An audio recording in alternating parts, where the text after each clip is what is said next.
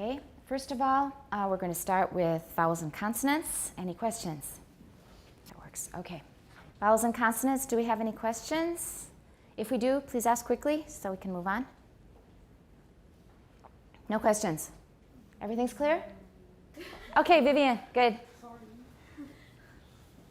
On page 76, it says there are 37 sounds in many forms of general American English, but I see the next two sentences, there are almost 38 times 38. So I don't know why Is there's 37 and 38? Oh, one problem is probably ah and aw. Sorry? Counted silence. Oh, very good.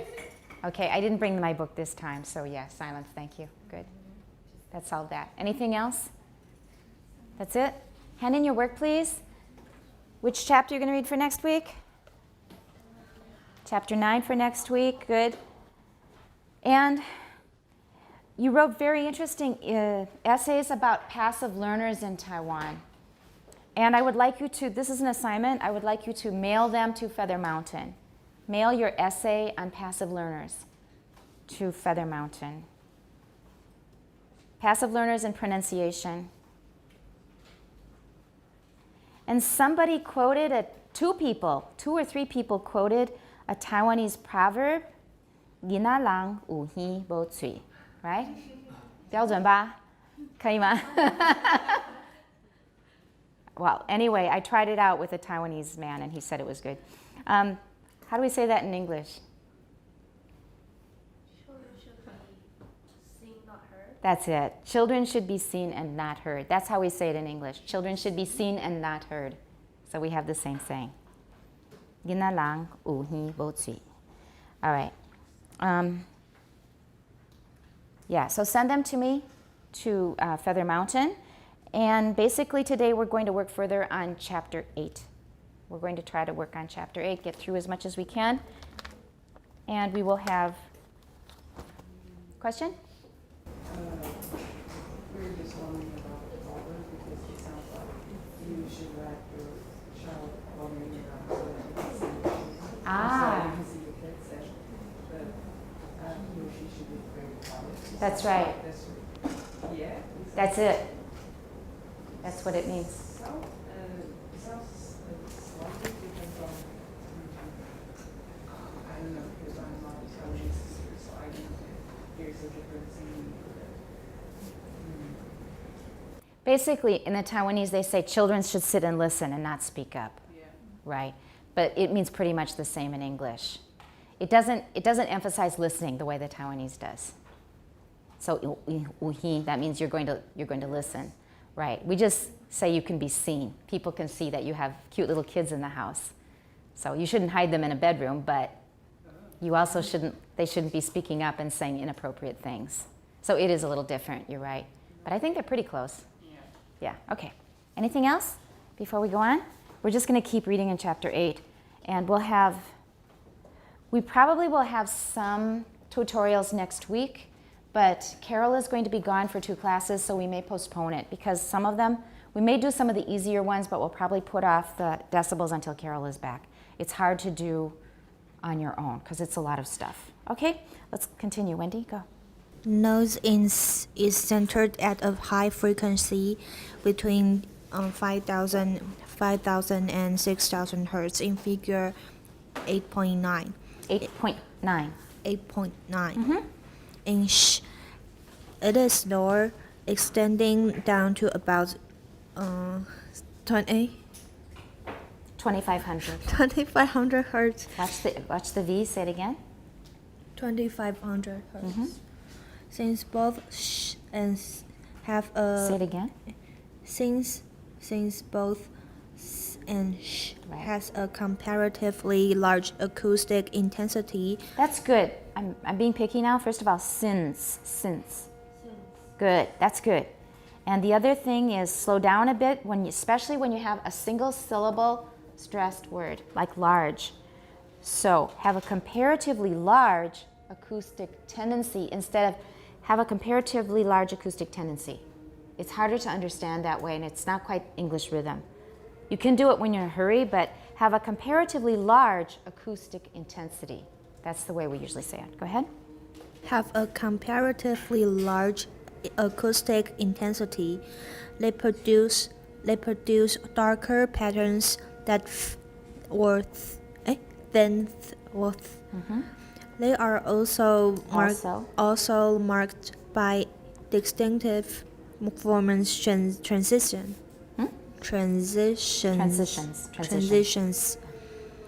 The apparent origin, the locus. Origin, this tone way, you give it a separate intonation group.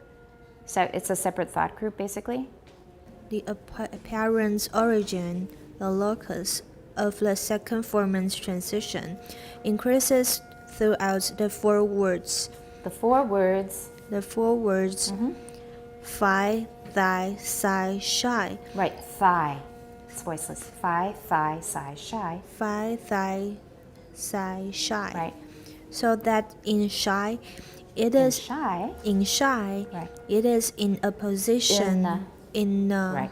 in a position comparable to Comparable is okay. I say comparable. to its location in the vowel E and falls considerably. All right, here we're looking at we're comparing the two, and we see them on the previous page on 201.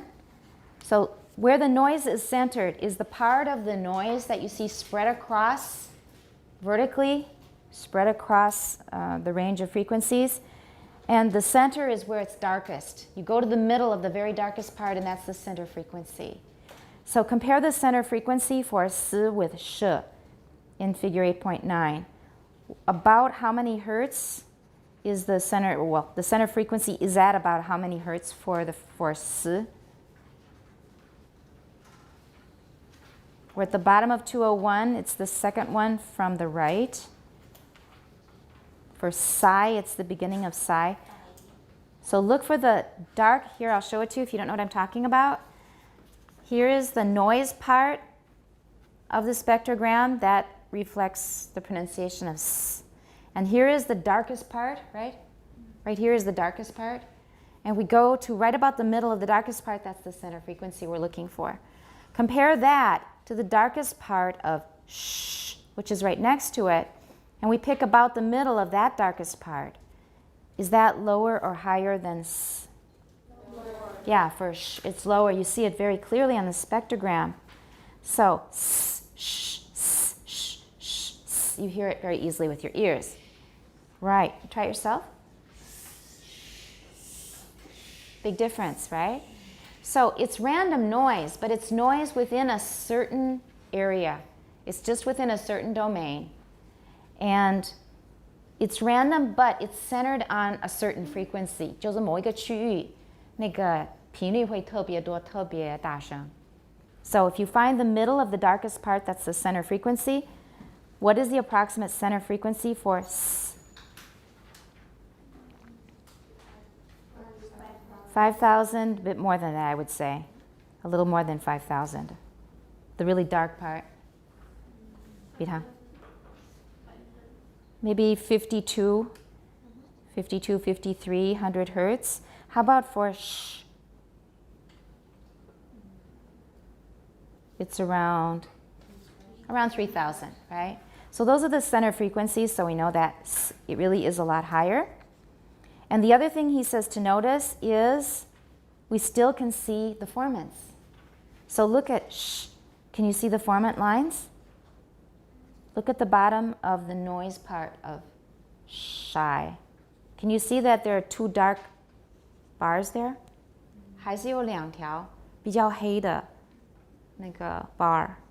So we still see the formant bars because we're not using the vocal folds to excite the spaces and make them vibrate at their resonant frequencies, but the noise also excites those frequencies a bit, not as loud, but they also excite those resonant frequencies. So we can see the formant lines Let's go back to what Wendy was reading to see how he said it. It says, the apparent origin of the second formant transition increases throughout the 4 words. It's in a position comparable to its location in the vowel E and falls considerably. Okay, so you can still see the formant lines there. Okay, and you can also see them for S. I think that will do. Let's keep going. The voice fricatives corresponding to f, sh, sh do not contrast at the beginning of words. Accordingly, figure 8.10 shows v, z, z, sh, y between vowels. These voice fricatives have patterns similar to their voiceless counterparts, but with the addition of the vertical striations indicative of voicing. The fricative component of v in ever is ever fainter than the f in face, and is really only visible at the start of the following vowel. The vertical striations due to the voicing are apparent throughout the articulation. Yeah. The same is true. Same. The same is true of th in weather, as with their voiceless counterparts. As with their voiceless counterparts.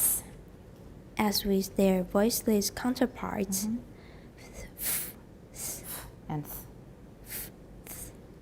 It is the formant in the adjacent vowels. in the adjacent. In the adjacent vowels that distinguish these words. These. Words. In this figure, both these fricatives are Both these fricatives. both these fricatives. Was it both these fricatives? It's both these. Both is important here. Both these fricatives. Both these fricatives are preceded by a and followed by The second formants are much higher around th than around v. Around the, right, it's voiced. Now, first of all, we have problems finding words that contrast only in their initial consonant, in their initial fricative in this case. So for the last figure, we used phi, thi, psi, shy, but we're not using this time, we're not using vi, thi, zi, zhi, because vi is a word, thi is a word. Vi is sort of common, thi is an old word, but we don't have the word zi in English and we don't have the word zhi. Because they're not real words and we wanted to get natural language data, what did we do instead of putting them at the beginning of a word? Put them between vowels and e and right? The vowels e plus And the voice fricatives have patterns similar to their voiceless counterparts. What is the counterpart, for example, of s? The voiced counterpart of s. Z, s. Huh? Not zh. Z, right. So we're going to compare the two and see how different they are. Their patterns are very similar to the voiceless counterparts, but we have something added to them, namely, right, the striations that indicate that there's voicing. So look at f in 8.9 and compare it to v in 8.10. Everybody do that? Look at the stripes that you can sort of see in the noise part of the first spectrogram of 8.9. It's pretty light. Why don't we look at z and s and z, because those are darker. So look at psi, look at the s part of psi, and compare it to fizzer. Look at the z. Look at s, and then look at z. Are they similar? Right, but what do you notice in z? It's darker, you can see more of the formants, and we've got the vertical striations that shows it's voiced. And how about for sh and zh? So shy in 8.9 compared with pleasure. What looks really the same? What part looks really similar?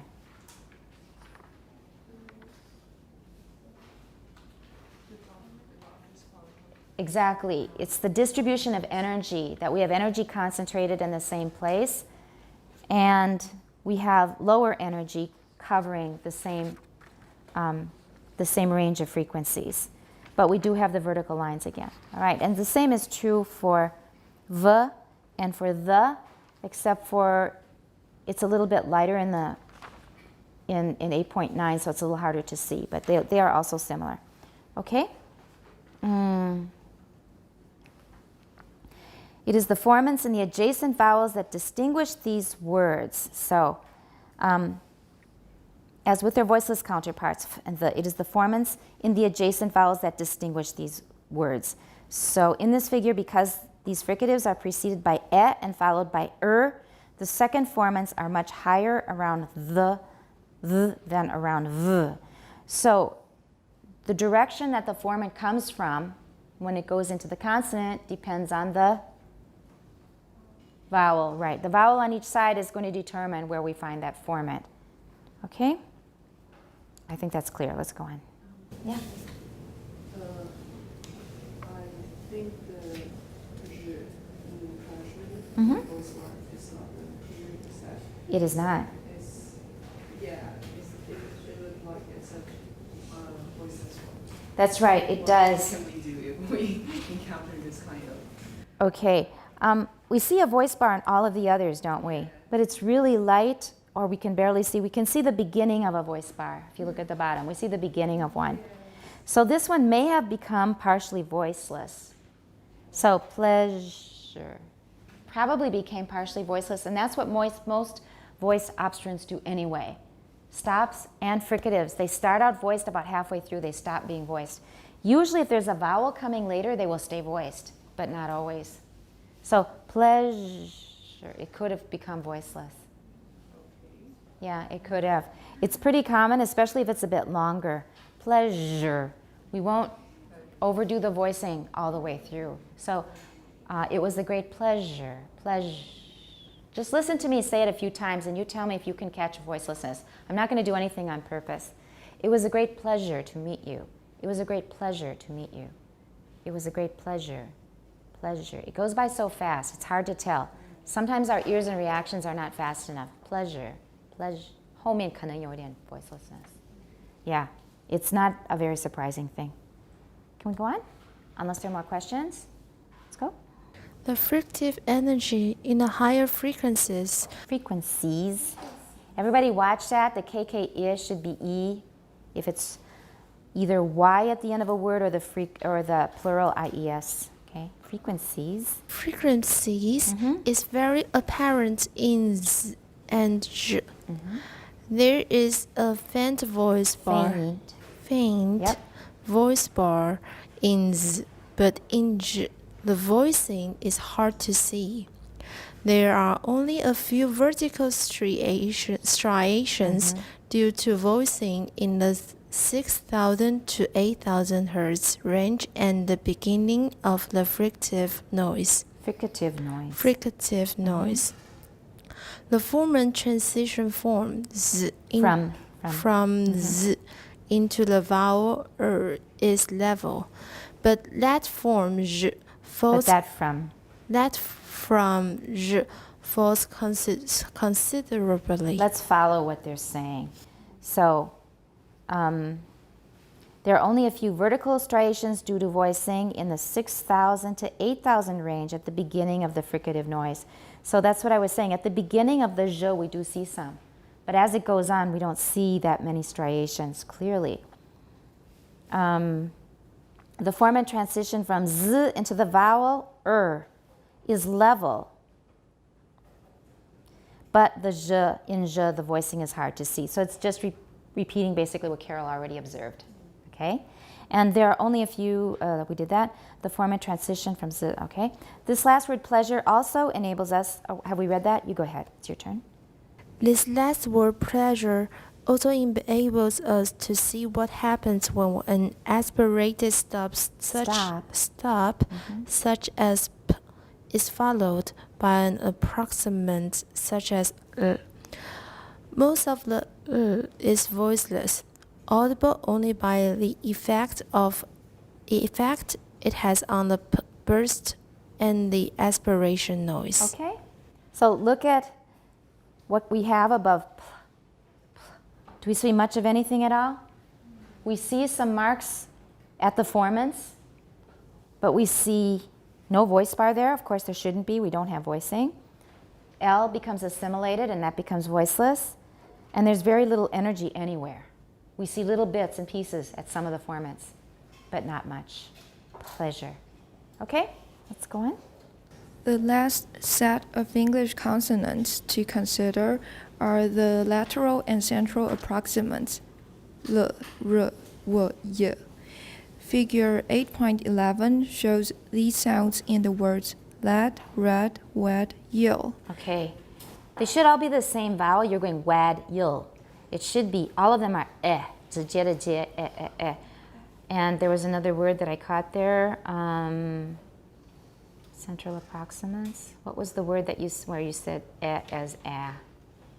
Last series of English consonants to consider are the lateral and central approximants. I want you to read it again, and I'll get it. Go.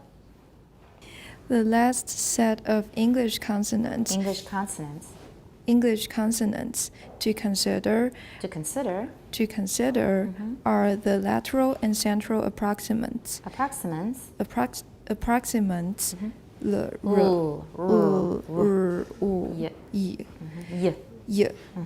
Figure 8.11 shows these. 11, that was the word. 11. 11. Yeah, I'm being picky. 11. 11. Make sure that you don't say 11. 11. Yeah. Shows these sounds in. Shows these sounds. Shows these sounds in the words lead, Lead. red. Look at me. Lead. Smile. Lead. That's better. Lead. Keep your jaw up a little higher. Lead, red, wed, yell. Lead, red, wed, yell. Yell is different from the others, but it shouldn't be. Yell. Yell. Not ill. Yell. Yell. Yell. Yell. That's better. Yell. And wed. Wed. That's better. Red. Red. Lead. Lead. You can close even a little more because you're still 有点偏向 ah. Okay. Not quite, but a little bit. So make your jaw even higher. Lead, red, wed, yell. Lead. Lead. Lead. Lead. Push up. Lead. Lead. Don't move your teeth at all. Lead. Lead. There we go. There we go.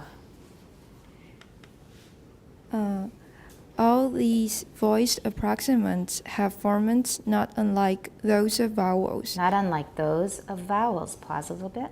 Those of vowels. The initial lateral in the first word has formants with central frequencies. With what? Center frequencies of approximately 250, 250 就可以. 250, 1100. 1100, and 2400 low intensity, which change abruptly in intensity at the beginning of the vowel. All right, let's look at the beginning of lead. Let's look at the lateral. We find energy at 250, right?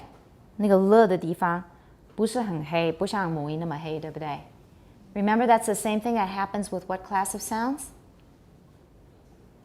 Looks sort of like vowels, but it's got much less energy. Nasals, exactly. These behave a lot like nasals. Approximants and nasals have a lot of things in common. We called nasals stops, at least some people did, at the beginning of the book, and I said they're not stops, right? Nasals are really much more similar to approximants. They're much more similar to approximants. They're continuants for one thing, and also because there's an occlusion in the mouth, they have lower energy. So, looking at lead, it's about half or less of the energy of the vowel, and let's look at where the energy falls. For F1, it says it's near 250. Does that agree with what you see in the picture? 蛮宽的一个灰灰的一个 band, 对不对? So the center frequency, if you want to see what I'm pointing at or looking at, everybody, right here, 就是这个宽宽灰灰的这个 band 的当中 center frequency 应该差不多是200-250 right? That's F1. How about F2? That's close to it looks like at about 1,000, but there's more energy above, so we'll put the center frequency a little higher. It says 1,100. And then low intensity energy around 2,400. Everybody sees those very faint marks around 2,400? Okay, so this is a typical L pattern, L pattern. Put that in your notes and remember it, because we need to recognize this when we're reading spectrograms and we don't have much information to go on. This is a typical L distribution of energy. Okay, continue. As we noted above, As we noted above, good. A marked change in ferment pattern Good, beautiful. is characteristic of voice nasals and laterals. Okay, we just remembered that, right? That this looks a lot like nasals. The energy might occur at different places, but 250 is the same, isn't it? Let's go back to where it's talking about the pattern of a typical nasal. It's the top of 201. In nasal consonants, there's usually a very low first formant centered at about 250. So if that's the only information we have, is it easy to tell a lateral apart from a nasal? No, it could be either one. But that's what I said, they're very similar. Approximants and nasals are very similar. And then if we look closely, then we see about the 1,100 and then the 2,400. All right, go on. At the end of a word, as in yell, in figure 8.11, there may be a less marked change. A less marked change. A less marked change. Right. We can see that at the beginning of lead, we have a very faint set of formants for ul, but as soon as we go into the vowel e, then it becomes much darker immediately. Is that right?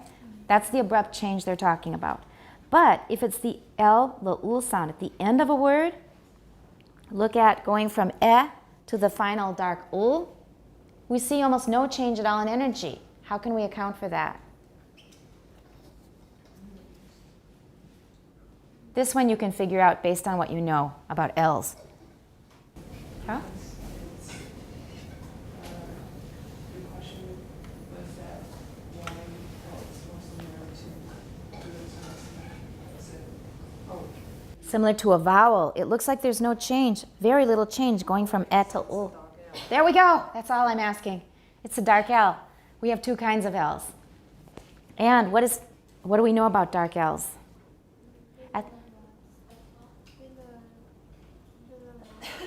They're velarized and they're more like a back vowel. That's exactly what I was after. Because it's a dark L, it's basically a back vowel. It's not really a consonant at all. It's like a back vowel, and that shows up in the spectrogram. So a lot of things we expect just because we're thinking L, 就是头脑比较死板的时候，可能嘿奇怪怎么没有变化？ And then we remember a dark L is basically like a back high vowel. Okay. Let's go on.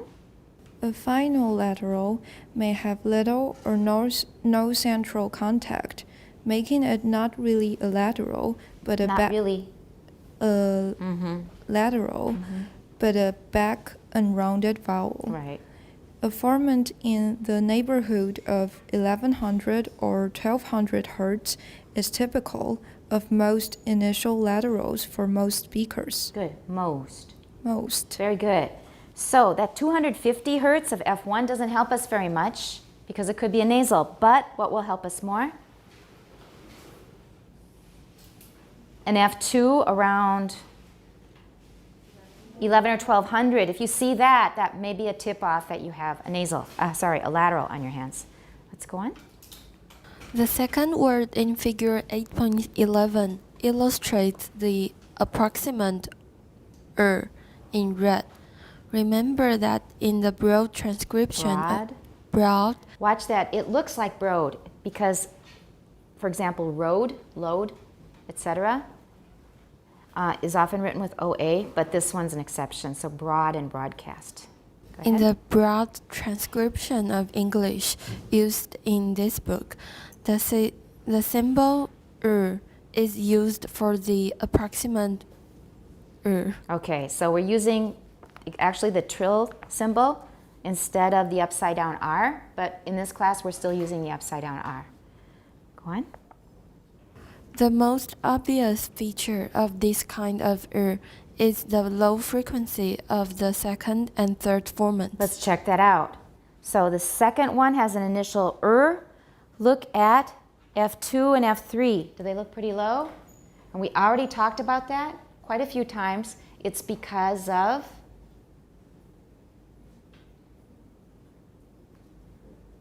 remember we said that F2 and F3 are going to be pushed down with because of, there we go, okay. Lip rounding pushes down the formants. Good, go on. The third formant in particular has a very low frequency. Is that true? Because the third formant is higher than the second formant in most cases, at least when the two occur together. But we can see that F2 and F3 start at about the same locus. So F3 has a very, very steep ascent. 它就很陡峭的往上，对不对? So that's why we say that F3 has an especially low starting point or origin, okay? In this example, its origin above the symbol is around 1600 Hertz. Can we find that? Find about 1600 in the picture and look for the darkest part of the consonant. And he says it's around 1600 Hertz, okay? There is a great deal of similarity between red and the third word wed, which Wed. is wed, which is why young children sometimes have difficulty learning to distinguish them. The approximant w also starts with a low position of all three formants. All three formants. But this time, it is the second formant. It is the second formant. Good. That has the sharpest rise. Let's pay attention now. Let's look at the spectrogram. In R, we just noticed that which formant has the sharpest rise? The third. How about in W? Is it just like he described? The second formant starts really low here, and it has a very steep rise. The third formant, does that also start low? It also does, but not nearly as low as F2. So in this case, what he's saying is pay attention because these two cues can help us distinguish between an R and a W, a R and a W. And he says that they are in fact very similar and children mix them up. And I've told you the story about how one of my kindergarten classmates always called me Kelwin, wed instead of red. A lot of children mix up R and W, but often they can hear the difference. They just don't learn how to produce it correctly until probably later in life. Some maybe never fix it. If you don't fix it though, it's not a good thing in an adult. In fact, I've heard some speakers, especially of British English, who have strange R's.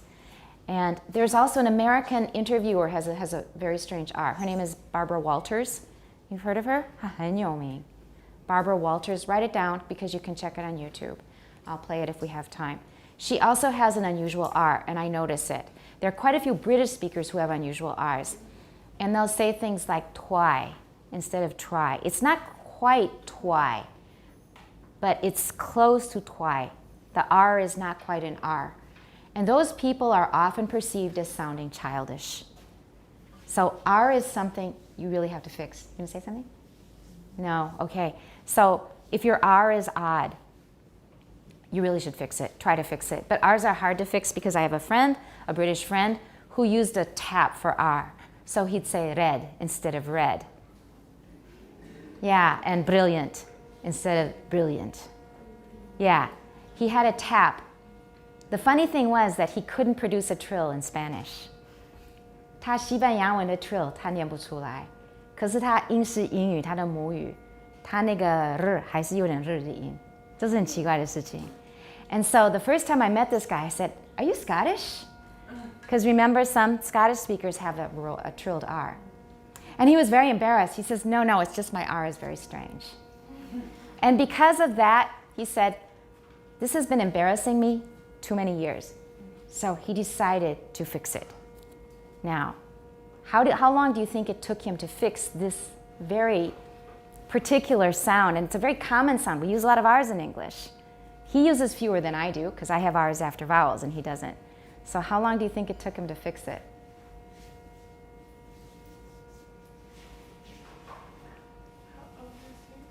He was 40s.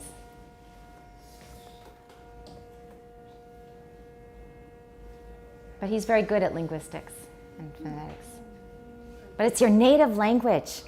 We speak our native languages almost without thinking. We almost don't think when we're speaking. The idea just kind of 形成 in our brains and it spills out of our mouths, right? We barely think. And I was really aware of that when I was a little kid. And I kept saying things that I heard other people say that I wasn't thinking about. I probably told you this story. And I said, I hate her so much I could kill her. My father said, did you hear what you just said? I go, oh, that's really awful. The reason I said it is because the people around me said it. And you still hear it in America all the time. We exaggerate a lot. And so we'll often say, oh, I could kill her. But it sounds terrible in Chinese. Oh, 我真想杀她. Would you say that? We say that routinely in English, especially kids. Adults will do it too. Just look online. I could kill her. Just look up I could kill her or I could kill him. 写一下. Do a Google search. See how many hits you find. And then try it in Chinese. Compare. It's not really a fair comparison, but it'll just give you an idea of what's out there. People still say it. It was because my father pointed it out. I thought, that's a 话很重哦. I shouldn't talk about killing people. And I didn't think about it until my father told me about that. And then I realized I was gabbing the whole day without thinking a bit about what I was saying. I was just reacting to what people said with the things my brain pumped out based on what I heard other people say. Does that sound familiar though? Do you do that yourself? Can you feel yourself just saying things because your brain is just popping out with these things without thinking about them too much? That happens in our native language. It happens in our native language. If you learn another language really well, it will happen in that language too. So anyway, these things pop out without thinking. If you have to stop for every single R and correct it in your native language, can you imagine how difficult that is? If you were going to correct something in your Mandarin, for example, you'd have to constantly have people remind you, right? And then you probably wouldn't be too sure how to say it right. So it took him about half a year, as I remember. 他花了大概半年的时间. And he fixed it. 一劳永逸. Now it's perfect. Now it's perfect. But that was funny, because he was 40几岁的人 in his native language, tried to correct this. It's really, really tough. 对，那个音正确的念法，他又搞了好久才把它抓准了. All right, so anyway, w and r are similar. If you have a funny r, you will be noticed. People will notice it. We will really notice it. Yeah. Okay, go on. The movements of the formants for w are like those in a movement away from a very short u vowel. And why is that?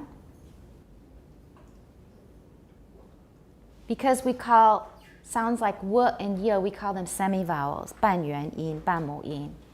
Because they are related to, they're sort of like pegged to a vowel, a certain vowel. Each of the approximants, at least of these, is pegged to a certain vowel, and w is pegged to u. Remember, if we have a word ending with a vowel and another starting with a vowel,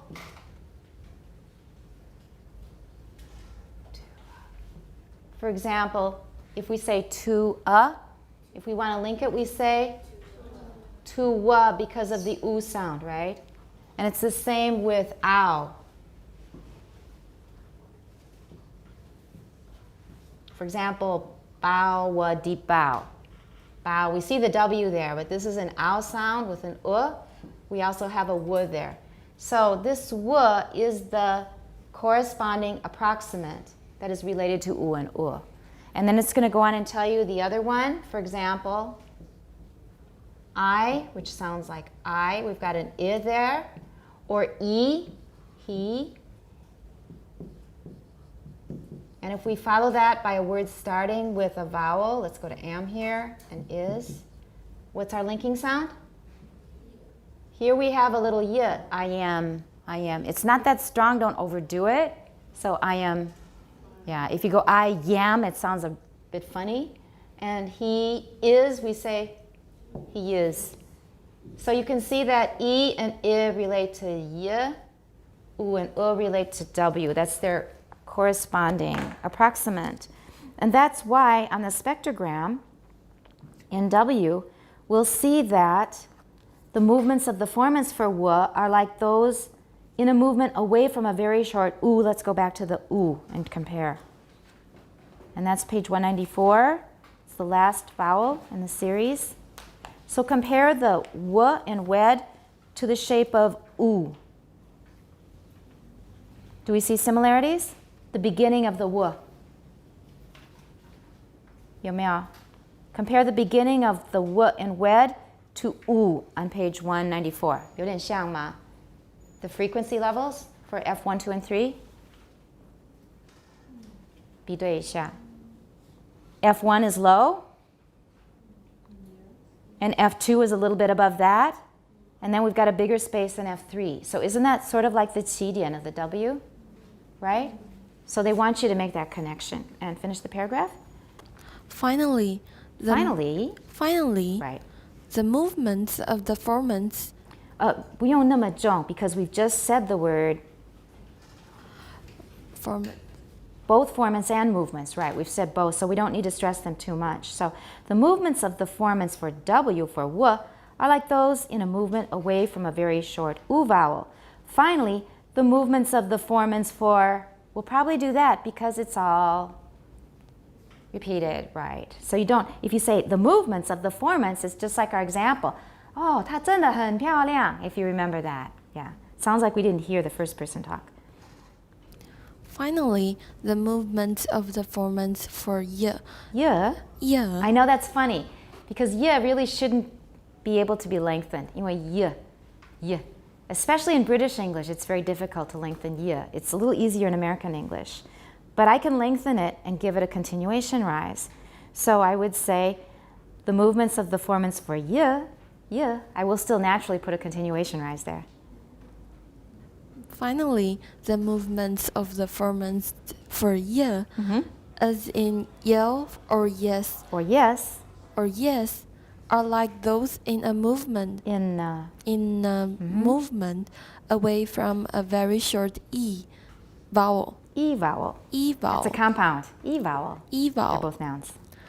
Both w and y are appropriately called semivowels. Very good. Everybody, appropriately. She said it right. I just want to remind everybody. Appropriately. Remember the word semivowel. That may turn up in a test. Semivowel in Chinese is either 半母音 or 半元音. I'm more used to 半元音 because I learned it in the Chinese department. Okay? This is all clear? Everybody remembers what a short E looks like or what an E looks like. Compare E to Y, like the one in Yale. We have a very low F1, a very high F2, and then F3 is above F2 somewhere. So you can see that very big difference, low F1, high F2, that's a typical E sound, isn't it? Okay? The vagueness of many of the remarks in the preceding paragraphs Oh yeah, it's fine. is meant to convey that the interpretation of sound spectrograms That's a compound. sound spectrograms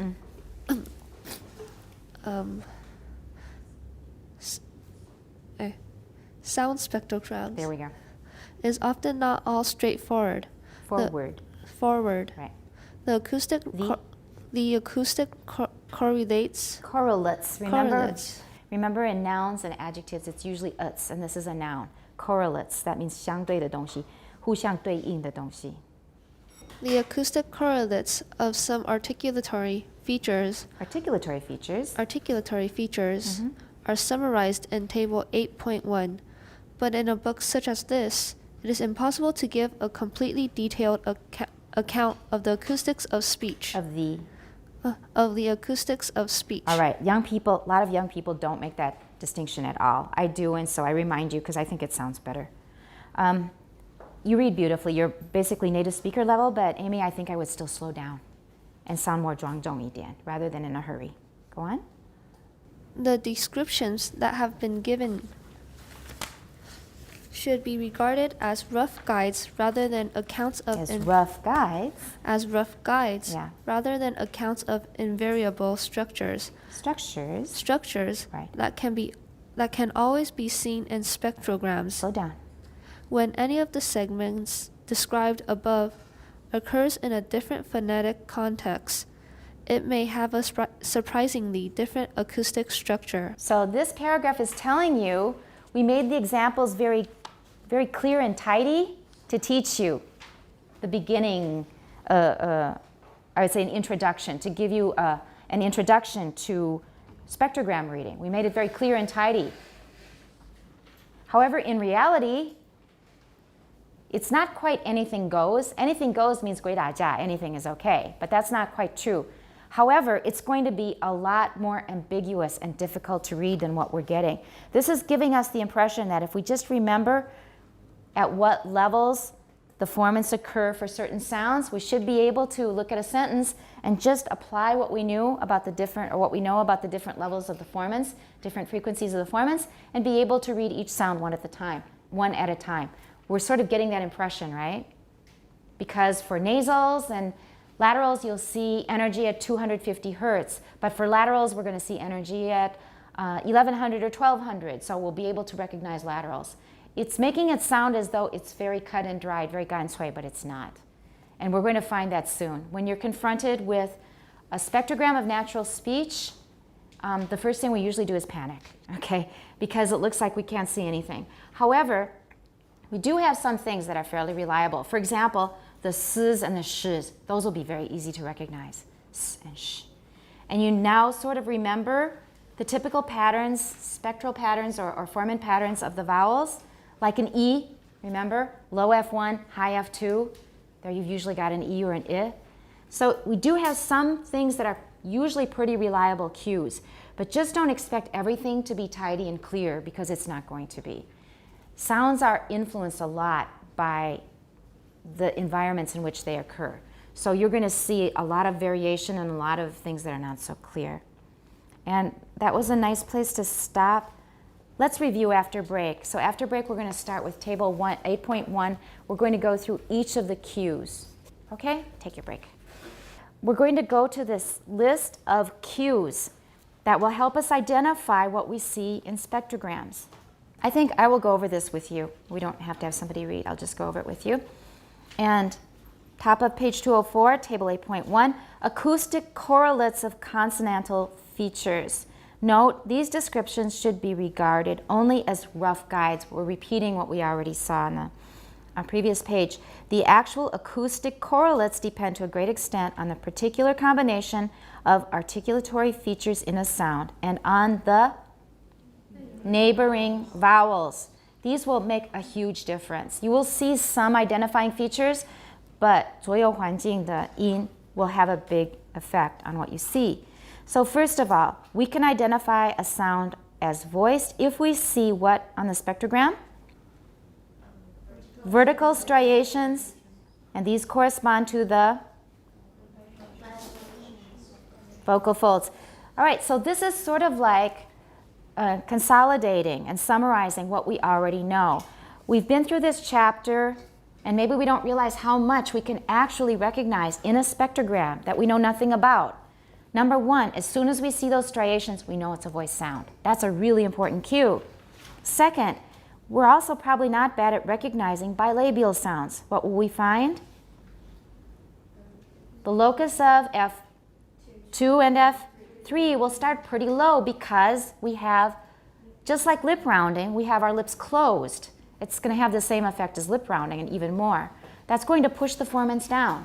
So for F2 and F3, when we see them starting low and going up toward the vowel, it may very well be a, what kind of sound? Bilabial sound. Okay, so voiced bilabial. Those are two really important features to recognize. And we can also tell the difference between a stop, a voiceless stop, a voice stop, and a nasal, because we also know how to recognize nasals, at least somewhat. We'll get to that in a minute. Next, for alveolar sounds, the locus, not locust, locust is 蝗虫. Locus is the 来源, right? The place of origin, the apparent place of origin is the locus. Of F2 is around 1700 to 1800 hertz, okay? Alveolars are a little harder to recognize. They're flatter usually. But the locus of F2 appears to be around 17 to 1800 hertz. Next, velar, that's our friend, right? Velars are really, really nice. We like velars, velar pinch, right? So we usually have a high locus of F2, and there seems to be a common origin of F2 and F3 transitions, right? 过渡的地方. That means going into a velar or coming out of a velar. We're probably going to see that velar pinch. All right, so that's 4 things that we know pretty well. Next is retroflex. And we're going to find a general lowering of F3 and also F4, which we usually ignore. But for retroflex sounds, F4 is also affected, and that's mainly because of lip rounding, especially for F3. Okay, we know that lip rounding will push F3 down. Next, for stops, we have 2 different kinds of stops that we need to be able to identify. A stop will be marked by a gap. A gap is a 缺口, 一个空白的地方. Not 100% 空白, because sometimes we have little formant markings because there may have been some aspiration. Or in the case of voice stops, we'll have some voicing. So we will still probably see some formant markings. So we'll have a gap, 有个洞, 有个漏洞. And after the gap, for voiceless stops, we will see a burst, a spike. 突然间会有一条, 然后很多很高的频率, 一大堆频率, because we've got an explosion, we've got an aspiration for voiceless stops. Or we'll find a very sharp beginning of formant structure for voice stops. As soon as we see voicing, suddenly we will see that formant structure. 就是共振风的结构，只要有 voicing, 它就会出来. So this is a lot of good information too, isn't it? Number 1, a gap. Number 2, if it's voiceless, we'll get a spike. We'll get a burst of noise right after what? When we have the aspiration, right? When we are releasing the stop and we've got aspiration, then we're going to get a spike or a burst of noise. And if it's voiced, we're going to see formant structure. All right, so here now are 6 things that we know. We already know pretty well. 每个人都很清楚，不需要死背，对不对? I remember that many years ago, I was panicking when I thought, well, I have to learn how to read a spectrogram. I looked at a lot of information on the internet and I started memorizing where the formants are for each vowel and where the what kind of movements you have for each sound. 当时是用死背, and suddenly it made me feel really lousy. It didn't feel like the right way to be learning.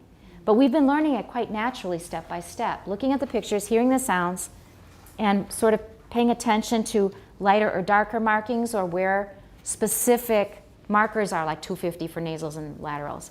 So it's happened pretty organically, 就蛮自然的. So all this stuff so far, you think, yeah, I know that, right? 不需要死背. Next, fricatives. Those are really pretty easy to recognize too, especially, which 2 are especially easy to recognize? 死 and 是. They are really easy to recognize. You have almost a sure thing. If you look at this spectrogram, you'll know right away where the 死 and 是 are. So we have a random noise pattern, but is it 100% random? No, it's usually restricted to a certain region. And it will have a center frequency, an area where it's very dark. And then the rest will have noise above that, but it's lighter. So we have random noise, but it's within a certain region, and its center frequency will help us identify if it's, for example, a 死 or 是 or some other fricative. Okay? 可以吗? So what else do we know about, what else can help us identify fricatives? Random noise pattern, especially where? In the higher frequencies, and that's easy to remember because if we make any kind of fricative noise, Ah is really low, and all these fricative sounds are really high. So in the higher frequency regions, we see a lot of random noise, we've got a fricative. But it will depend on the place of articulation. The center frequency will change according to the place of articulation. All right, so fricative we've added to our list, not too hard. Nasals, we repeated it a few times, so by now it should be pretty familiar.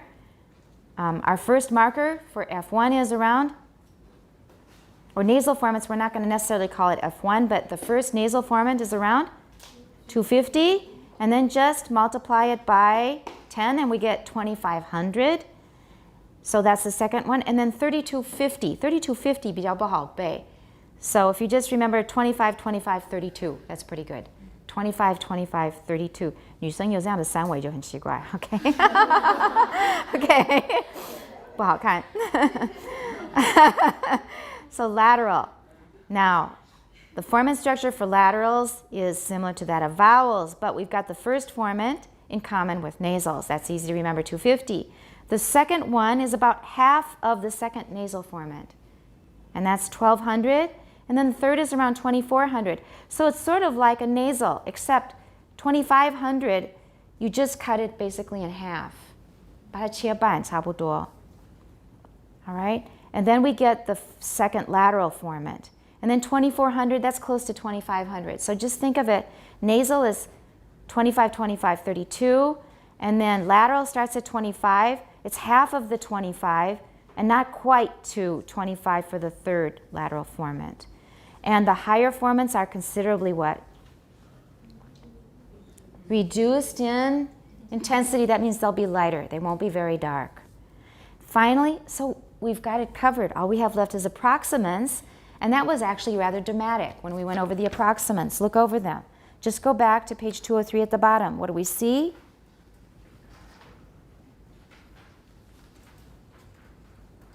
Especially for R and W and Y, we've got pretty distinctive patterns. For R, we've got a very low and quickly rising F3 because of the lip rounding. F2 also rises, not quite as steep as F3. And then they just reverse roles for the W, which is very similar to R. In this case, we have a rise for F3, but we have a really steep rise for? All right, so there we go. For R and W, those are easy to remember. For L, we've already talked about. And then for Y, what did we say about Y? It has a formant structure very similar to E or I, right? So if you remember the formant structure for E, which is the easiest of all the vowels to remember, then you can easily remember Y. We've covered it. Not hard. It doesn't mean that reading spectrograms is easy, but these cues I think we all have in our heads now pretty clearly, right? That's really a big deal. Just a couple weeks ago, did you really understand what a formant was a few weeks ago? We really didn't know how vowels were produced and how formants give us the sensation of vowels. But now we're like old hands, also, right? Now we're very comfortable with the terms. When we get new information, do we panic anymore? You don't look panicked to me. It's just more stuff to learn. The panic only came when we didn't understand what was going on with formants, basically, because we were doing it in vowels and consonants and it wasn't clarified yet. But now we're okay, all right? Just if we get through decibels, then we'll be in home free. Then it's no problem. Let's go on to interpreting spectrograms. Now we're going to actually start reading spectrograms cold. He will take our hand at the beginning, hold our hand through the process, but he will give us less and less information as we go along. So at the beginning, it's not so hard. He'll be helping us. But as we go along, he'll take away pieces of information. Let's go. Interpreting spectrograms. Again, read it again. Interpreting spectrograms. That's fine. All the words illustrated in spectrograms so far were spoken in a fairly distinct way. In connected speech, as in the reminder That was fine. I'm being picky. In connected speech, because speech has the tonic. In connected speech. In connected speech. Okay, connected doesn't have to be stressed so much. Listen. In connected, we have this kind of 保留, holding back before we get to the tonic. 只要还没有到 tonic, 重音是有重音，可是好像在保留，我们没有没有狂欢了, okay? So we say, what was the word? Interpreting spectrograms. In connected speech, sorry, I lost my place. In connected speech, in connected, we've got a nice middle tone here. In connected speech, everyone try that? In connected speech. Watch the D. In connected, we still need to voice that. We need that stop there. In connected speech. In connected speech. Beautiful, okay. In connected speech, as in the remainder of the spectrograms illustrating this chapter, Good. many of the sounds are more difficult to distinguish. Before reading the next paragraph, Good. transcribe the segments in figure 8.12. Figure, right? 8.12. Given the information How about the? Given the information that the utterance was Once more. Utterance is okay. There will be variation. Like one of my friends says interesting. One of the Changchun Teng teachers says interesting. I don't say that. I say interesting. But interesting is pretty common. So utterance or utterance 都可以. And the utterance was she came back and started again. She came back and started again. Everyone listen a few times, just so you get the stress and the rhythm. She came back and started again. She came back and started again. And which speaker produced the vowels in 8.3?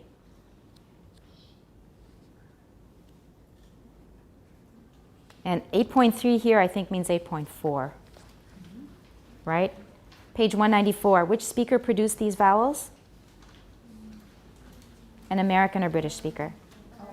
American, that's the point. That's what they wanted to say. So it was apparently an American speaker who said she came back and started again. All right? She came back and started again. And started again. And started again. Again. Again. Listen again. Be really careful. I'm being very picky now. She came back and started again. She came back and started again. Mm-hmm. As spoken by the speaker who produced the vowels in figure 8.3. Yeah, your continuation, rise, and pauses are beautiful now. They're very good. I think what you can do to improve even further is you need to slow down a bit. Sort of like with Amy. Slow down a bit, okay? Looking at the segments at one at a time. One at a time. One at a time, we can see that the initial sh sound, It's a compound. yes, sh sound is similar to that in shy in figure In 8. shy. In pause. shy, in figure 8.9. All right, so we know that it says she came back and started again. And there's one thing that we neglected to do. And we still have a little time, we're okay. I want you all, you have a pencil, because I don't really like writing in pen in books. I used to not write much in books at all, but ever since I started writing reviews on books for journals, I tend to make pencil notes, because I can erase them if I want to, though I usually don't. So if you have a pencil, I want you all to transcribe the segments for she came back and started again on this spectrogram 8.12. Okay, everybody do that now before we continue. We should have done that first before we continued reading. It should be fast because 那长短不一样，它已经帮你画好了. In the future, they will make them all the same length, and it's a little harder to do. And do it mindfully. So you can just, it would be easy to just fill in the IPA symbols according to the boxes. But as you fill in the symbol, look carefully at what the spectrogram looks like at that point. What the spectrogram looks like for that sound. Just finish filling it in. You're doing fine. You're doing fine. 不要心虚. You don't have to recognize everything immediately, but after you've finished it, then 你就一个一个去对. And then it will be easier. So you finished? All right. Why don't we just continue now? And if you have questions, they'll probably be clarified in the text. So, Carol, let's go back. Start over again with that paragraph. Looking at the segments one at a time. one at a time. one at a time, we can see that the initial sh sound is similar to that in shy in figure 8.9.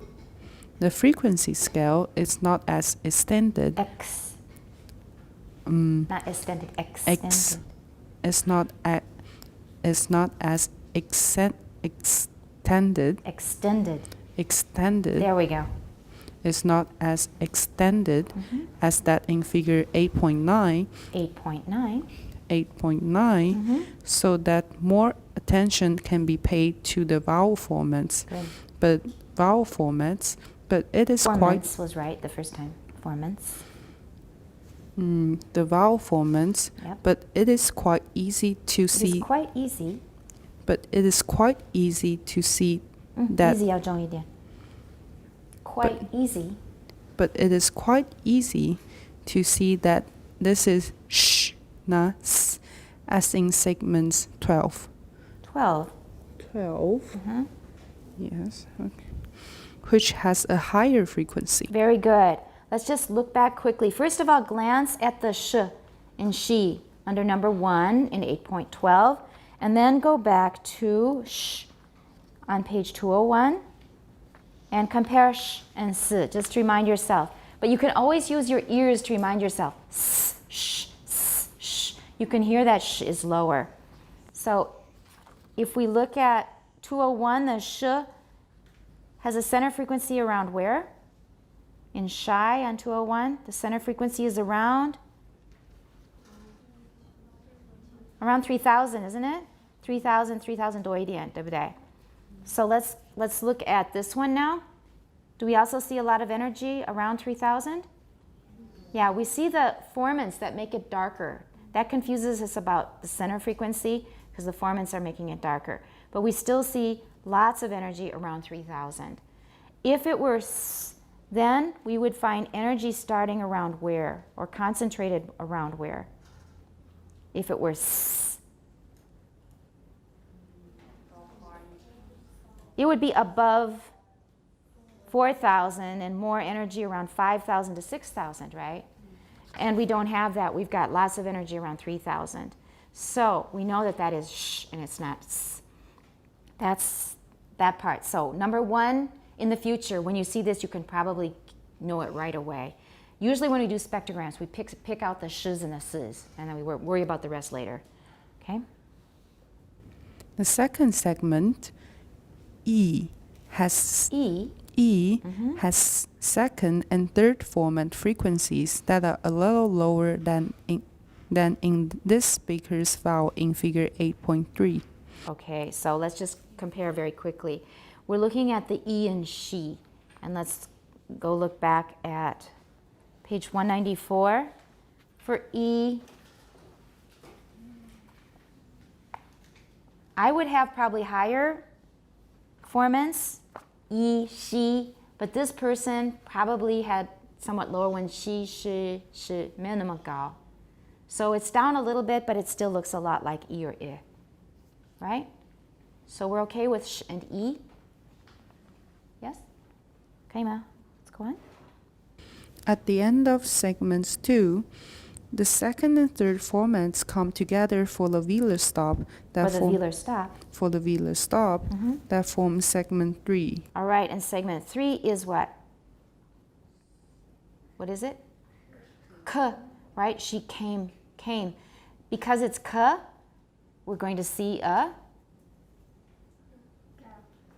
We're going to see a gap, absolutely, because it's a voiceless stop. That's right. What else are we going to see?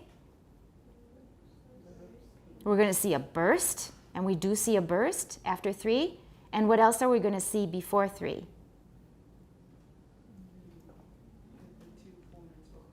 Right, we got velar. Velar pinch because it's velar. Anytime you have a velar, k or g or ng, you're getting ready to say the k. What? Well, that's going to be typical, but here we have a typical E, low F1, high F2, F3 is a bit above that. Look at, this is F3 here. 它比较黑，它往下降. And F2 is coming up to meet it.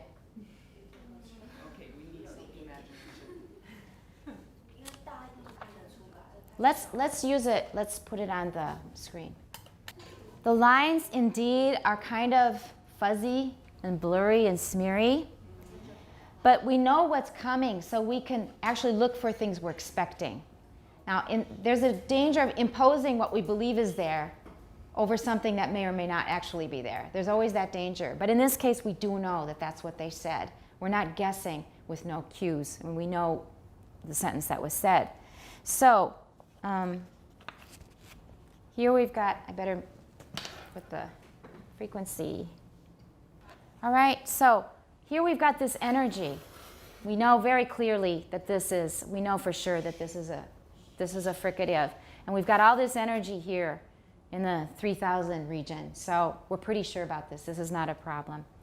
And then we're gonna get ready to make the k sound. So our tongue is already going back. The back of our tongue is going towards the velum. So here we've got F1 is down here, F2 is here, F3 is here. And in fact, we've got this happening here. Yeah, well, I'll try and put it bigger. It's not going to make it 100% clearer. 上下, I don't think I'm able to do that. Well, actually, yeah, it's coming up and it's coming down here. They're coming together. It's not really clear, but I'm just saying that 其实有影子. Sorry? 对，很不明显, and that's typical for spectrogram reading. And remember, 这些都已经加黑了. So 有时候那个深浅的那个对比不是那么的悬殊. But just 要有心理准备. We're going to have worse things than this in the future. So we're not really so sure here, but in fact we do have velar pinch. All right, the vowels, your tongue is getting ready to make that stop. Let's go on. This stop is followed by a burst of aspiration. All right, where's the burst of aspiration? That's here. This is the spike. This is the spike. So we've got a bunch of aspiration there. Okay? Marked as segment 4 before the onset of the A vowel. little louder, please. Marked as segment 4 before the onset of the vowel. All right, so there we've got the release of k at 4. So that's the aspiration, the release of k at number 4. And then before the onset of the vowel, and then continue. The vowel in came, Good. number 5, is a diphthong, a, with the faint additional format around 1100 hertz, associated with the nasalization of the vowel. Okay, so let's look for that. Here's our spike, and we've got a bunch of aspiration, and we've got a vowel here, which is not hugely clear. It's probably clearer than in the book than it is up here. We see this. We see this stuff here, right? And it wants what frequencies are we looking for? We have a faint additional formant around here, around 1100. 有没有一点影子? And this is a vowel that we've got here. It's a diphthong going from A, E, K, E, A to E. But we've also got nasalization because of the M that's coming. And then you will see some kinds of indications of the nasalization. So he's saying, watch out for this. That's typical of nasalization. Okay? And this vowel is not really hugely dark and clear. It went by pretty fast. The nasalization probably has something to do with that. It wipes out some of the formant data. So we've got that F1 at the bottom. We've got that 1100 data, that 1100 faint marking for the nasalization, and then we've got the rest of the vowel up there for the E, A. Okay, let's go on. At the end of the bilabial nasal 6. Bilabial nasal 6. At the end of the bilabial nasal 6. Okay, and I'm going to put this down so we can see the numbers. This is a bilabial nasal. We're at 6. And what do we have here? We've got these that are pretty clear. faint marks here, not much, but what do we have at 6? Go ahead. There is a short b closure. Oh, it 7. doesn't tell us much. We're done. That's it. We're on our own here. But we remember, what are the approximate formants that we look for nasals? 250? 2500 and 32. Let's see if we have anything here.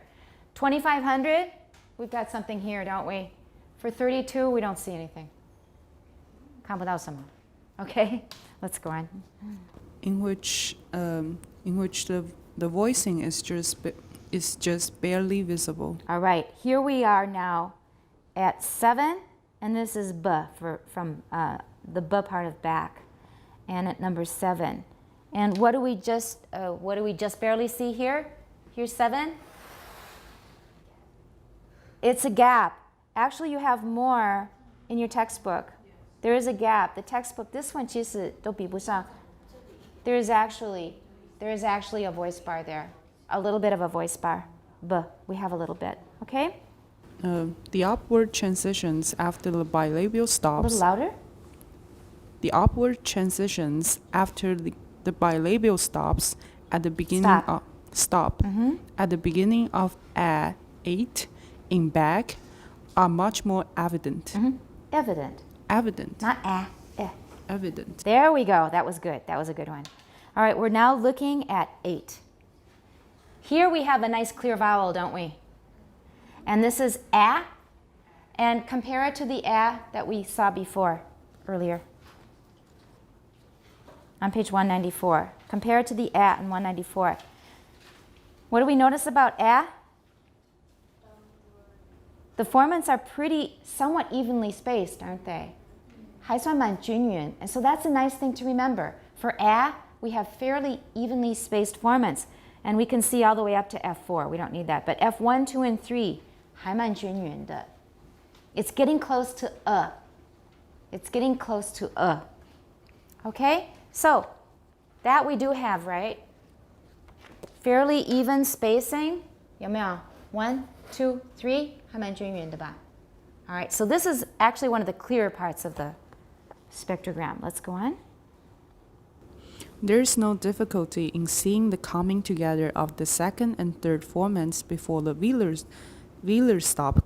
Before the Velar velar stop. Right, and watch out together. Together. Yeah, together. Together. Right, both of the and the vowel instead of together. Together. You still need to work a little bit more on your eh. Otherwise was fine. So for this one, we're looking for velar pinch. Do we see velar pinch? Do you have to use too much imagination this time? Not too much. You can see F2 and F3 are coming together, right? So back, we're going to K, we've got velar pinch. Let's go on. There's only a short period of aspiration. There is only a short period. Slow down a bit. There's only a short period of aspiration, not given a separate segment number, followed by separate. Not given a separate segment Good. number, Yes. followed by a transition, the coming apart of the second and third formants before a neutral vowel. At 10. 10. So at 10 we have right? Here we have and it says that they didn't even mark the transition before that. So, let's see. After K, which is number 9, we have a little bit of that aspiration. You might kind of like a spike. Yeah, we have a spike. That's the aspiration. It's very short. Back again. Right. Okay. The coming apart of the second and third formants. Do we see 2 and 3? 好像要分开了，对不对？开始分开，有分开的趋势，有没有？ Okay. So that's at before a neutral vowel 10. You can see F2 and F3 are coming apart. All right. And it's followed by, go ahead. This is followed by an alveolar nasal Alveolar, and that's at 11. Okay, and this is for and, not again. This is and that's at 11. We've got very few cues for this one. Okay? Very few cues. So and, it was probably rather than and. Came back and, all right? Next reader. The 12-inch started. Okay, listen. This 12 and started. The 12-inch started Good. is followed by a short 13, which is only slightly aspirated, as is normal for t whenever it occurs after in English. In English. Right, very good. So here we have the S in 12, which we recognize easily. It's got a higher center frequency. Energy is higher than it is for sh. So we recognize those two pretty easily, especially comparing them.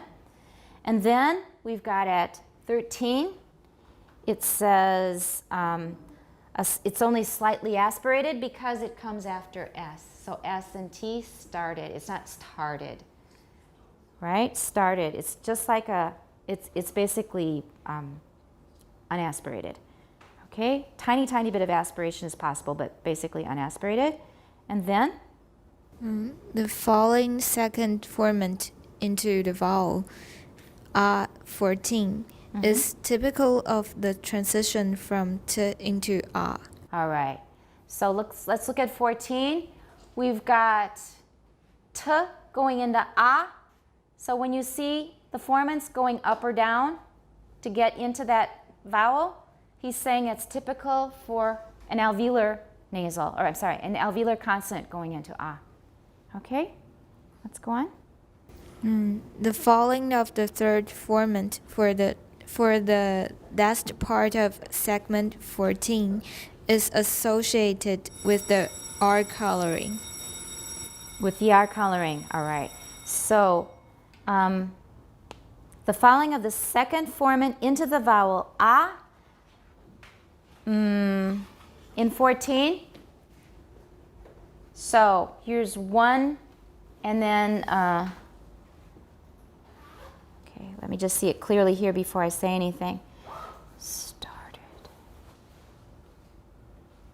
Okay, we've got this coming down. So R to the vowel, let's go on.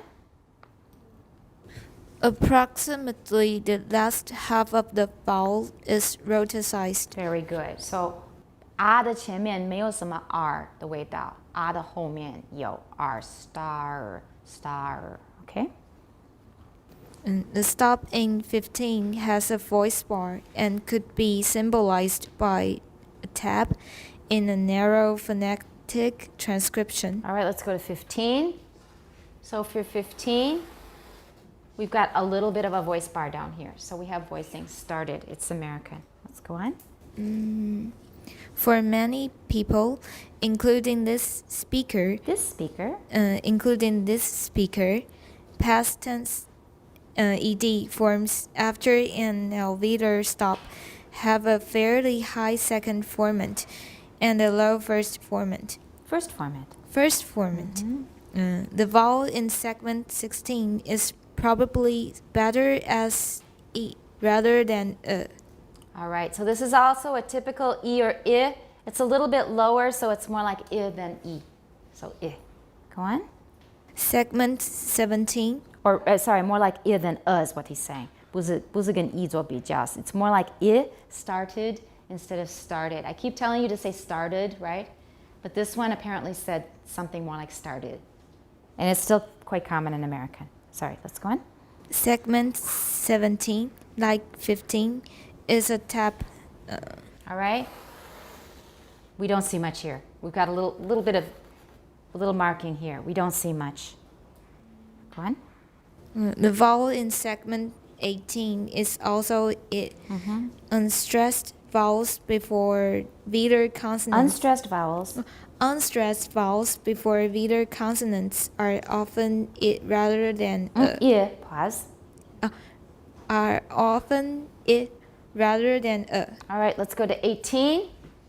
And 18, again, we have something that looks like I rather than because we see that F2 is pretty high. It's more towards I than For F2 would be lower. Let's go on. The Viter stop G in 19 is clearly marked by the coming together of the second and third formants in the vowel. Go ahead. In the vowels on either side of it. On either side means both sides. So we've got F2, F3, F2, F3, velar pinch. Go on. The final syllable in again has Again. In again has a fairly low vowel.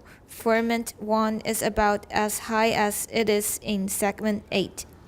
The vowel at and in back. All right, so this is number 19,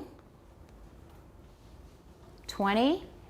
The formants we see here are close to a. They're closer to a than to again, or to a.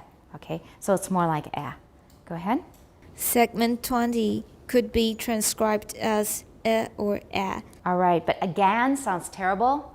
I still believe it should be again, but they're very similar, as we've already noticed. They are really, really close. And segment 21 is the final nasal n. There we go. So 21, we don't see much. We've got voicing, and then we've got some nasal formants here. We finished that. All right, now we have an assignment for next time. Okay, now you should try segmenting a more difficult utterance. Figure 8.13 shows a spectrogram of Peter Ladefoged saying, I should have thought spectrograms were unreadable. So that one's going to be in British English. It was spoken in a normal but rapid conversational style. This time, instead of marking the separate segments, we have simply placed evenly spaced lines above the spectrogram. So it was a much easier this time, 因为那个长短已经调整好了. But now the spaces are all even, so you're going to have to figure out the length of each segment yourself.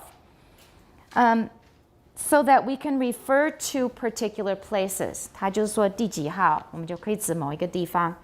Try to write a transcription below these lines. Make sure the symbols you write indicate correctly how the phrase was actually pronounced rather than how you might say it. And that's really important because sometimes we think a sound should be voiced, but it turns out to be voiceless, right? We're expecting voicing, like with pleasure. Then we see that there's very little voicing. So this is your assignment for next time, one of your assignments. Also remember the article number 11 of 是的, to include that in your notes for next Monday. So segment and mark the transcription. Write out the transcription of this sentence for next time in pencil in your book, or you can copy it if you want it to be bigger. And try to do it yourself first, and then when you want some help, just keep reading in the textbook, because it's going to go through it with you, sentence by sentence and bit by bit.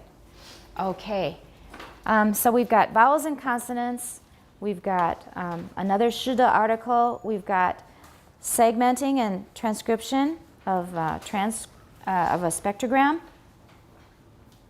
and next week we will have probably some of the tutorials but not decibels. And that's it. We'll see you on Monday.